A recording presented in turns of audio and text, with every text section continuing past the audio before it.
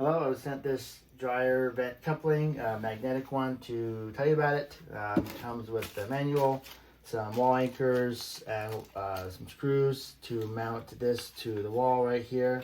And then, the dryer vent, expandable, the clamps, and then this connects to the vent, and this is at the wall. What I like is it's self-aligning, as it says in the instructions, and it really is. You can go like halfway, and it just pulls it right in. So it's when you're trying to push it back in, it's hard to get down in there.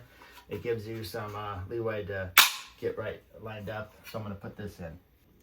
Well, I have the wall assembly attached to the dryer vent. It comes with the wall anchors to attach it to the wall if you would like. The adapter is attached to the hose, dryer vent hose. Attached it with the clamp, and then we're going to attach it to the dryer, and then just line it up, and it magnetized right there for you. Alright, so we attach the adapter to the hose, and we attach the hose to the dryer. I'm just going to line it up. It's self-aligning magnetic, so it really just helps it line up and secures it, especially in a really tight spot. Help you out.